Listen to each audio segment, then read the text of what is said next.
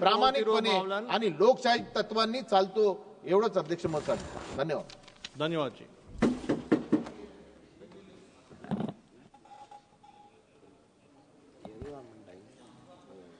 மாண்புமிகு அவைத் தலைவருக்கு வணக்கம்.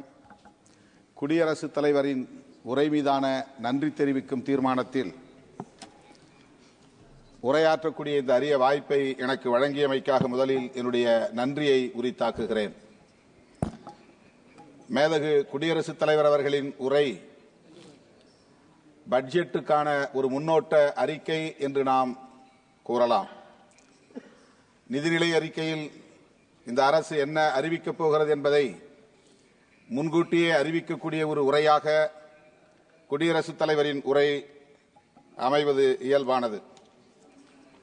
அந்த வகையிலே பார்க்கிற போது பட்ஜெட்டும் அந்த நிதிநிலை அறிக்கையும் சரி, குடியரசுத் தலைவர் உரையும் சரி, நம்பிக்கை ஊட்டுவதாக இல்லை.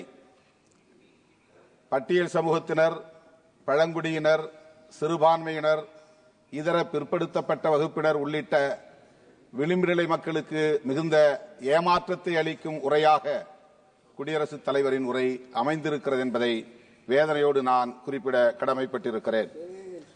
அவற்றில் பல குறிப்புகளை நான் சுட்டிக்காட்ட விழைகிறேன். 25 கோடி மக்களை வறுமையிலிருந்து மீட்டிருப்பதாக சிலாகித்து பேசியிருக்கிறார் குடியரசுத் தலைவர். ஆனால் இன்னும் கோடானு கோடி மக்கள் வறுமையிலே உழன்று கொண்டிருக்கிறார்கள், விலைவாசி உயர்வால் அல்லல் பெற்றுக் கொண்டிருக்கிறார்கள் என்பது குடியரசுத் தலைவரின் பார்வைக்கு வரவில்லையோ என்கிற வேதனை மிஞ்சுகிறது. 3 கோடி வீடுகளை புதிதாக கட்டப்போவதாகவும் பெருமை பொங்க கூறியிருக்கிறார் குடியரசுத் தலைவர் அவர்கள். கடந்த பட்ஜெட்டின் போது, கடந்த கூட்டத்தொடரின் போது குடியரசுத் தலைவர் அறிவித்த பல அறிவிப்புகளை இந்த கூட்டத்திலும் அறிவித்திருக்கிறார். அதிலே ஒன்றுதான் இந்த வீடு கட்டும் திட்டம், பிரதமரின் வீடு கட்டும் திட்டம்.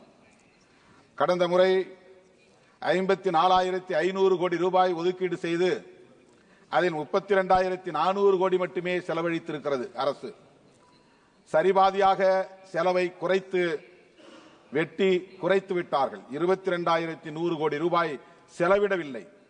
இதனால் இந்த பிரதமரின் வீடு கட்டும் திட்டம் முழுமையாக நிறைவடையவில்லை.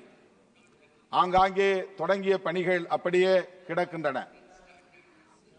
ஒதுக்கிய நிதியும் விரயமாகிறது, மக்களுக்கு வீடும் கிடைக்கவில்லை, இலக்கும் எட்டப்படவில்லை என்பது எவ்வளவு வேதனைக்குரியது என்பதை தயவு கூர்ந்து எண்ணி பார்க்க வேண்டும் என கேட்டுக்கொள்கிறேன். ஒரு யூனிட்டுக்கு, அதாவது ஒரு வீடு கட்டுவதற்கு இந்திய ஒன்றிய அரசு 1,20,000 ரூபாய் தான் பொறுப்பேற்கிறது. 40% மாநில அரசு பொறுப்பு. அந்த வகையிலே 70,000 ரூபாயும் கூடுதலாக 50,000 ரூபாயும் என 1,20,000 ரூபாய் மாநில அரசு தருகிறது. அத்துடன் மன்ரேகா திட்டத்தின்படி, 100 நாள் வேலை திட்டத்தின்படி ஒரு 27,000 ரூபாய்க்கான பொறுப்பையும் மாநில அரசு ஏற்றுக்கொள்கிறது. 280 சதுர அடியிலே வீடு கட்டுவது என்கிற நிலையில் வெறும் 2,67,000 ரூபாயில எப்படி கட்டி முடிக்க முடியும் என்பதை தயவு கூர்ந்து எண்ணி பார்க்க வேண்டும். ஆகவேதான் சொல்லுகிறேன், இது வெறும் பகட்டு உரை, ஏமாற்றம் அளிக்கும் உரை.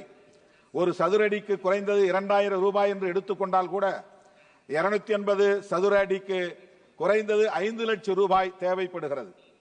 தமிழகத்திலே மாண்புமிகு முதல்வர் அவர்கள் கலைஞரின் கனவு திட்டம் என்கிற பெயரில் 5 லட்சம் ரூபாய் மதிப்பீட்டிலே வீடு கட்டி தரப்படுகிறது. மாநில அரசு அந்த பொறுப்பை ஏற்றிருக்கிறது. ஆகவே பிரதமரின் பெயரால் வீடு கட்டும் இந்த திட்டத்திற்கு குறைந்தது 5 லட்சம் ரூபாய் ஒதுக்கீடு செய்ய வேண்டும். அதனை முழுமையாக கட்டி முடிப்பதற்குரிய அனைத்து பணிகளையும் கண்காணிக்க வேண்டும், ஆவண செய்ய வேண்டும் என்று இந்த நேரத்திலே நான் வலியுறுத்த கடமைப்பட்டிருக்கிறேன். அடுத்து மிக முக்கியமாக பட்டியல் சமூகத்தினருக்கென்று துணை திட்டம் உள்ளது, பழங்குடியினருக்கும் துணை திட்டம் உள்ளது. எஸ்சி எஸ்பி என்று சொல்லப்படக்கூடிய அந்த சப் பிளான்.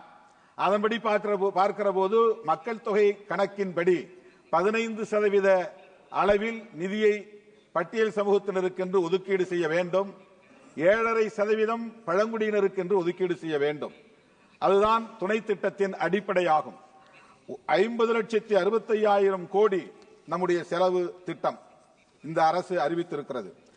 அதிலே 15% என்று எடுத்துக்கொண்டால் 7,59,081 கோடி ஒதுக்கீடு செய்ய வேண்டும். அதுதான் நியாயமானது. ஆனால் வெறுமனே 1,68,478 கோடி ரூபாய் மட்டுமே ஒதுக்கீடு செய்து அவர்கள் 5,91,000 கோடி ஏறத்தாழ 6 லட்சம் கோடியை மறைக்கிறார்கள் அல்லது செலவிட மறுக்கிறார்கள். இது இந்த மக்களை ஏமாற்றுகிற வஞ்சிக்கிற மிக மோசமான ஒரு நடவடிக்கை என்பதை தெரிவித்துக் கொள்கிறேன். அதேபோல்தான் பழங்குடியினருக்கும் ஏமாற்றப்படுகிறது. மிக முக்கியமான இன்னொன்றையும் நான் குறிப்பிட்டு முடிக்க விரும்புகிறேன். போஸ்ட் மெட்ரிக் ஸ்காலர்ஷிப் பட்டியல் சமூகத்தினருக்கும் பழங்குடியினருக்கும் சிறுபான்மையினருக்கும் pre matric scholarship post matric scholarship என்று கல்வி உதவித்தொகை வழங்கப்படுகிறது. கடந்த பட்ஜெட்டில் 6,360 கோடி ரூபாய் ஒதுக்கீடு செய்யப்பட்டது. ஆனால் 760 கோடி ரூபாயை செலவு செய்யவில்லை. ஓவர்சீஸ் கடல் கடந்து படிக்கக்கூடிய மாணவர்களுக்கான ஸ்காலர்ஷிப் மிக சொற்பமாக ஒதுக்கீடு செய்யப்பட்டிருக்கிறது. இது இந்த மக்களுக்கு செய்யப்படுகிற ஒரு ஓரவஞ்சனை என்பதை நான் தெரிவித்துக் கொள்கிறேன்.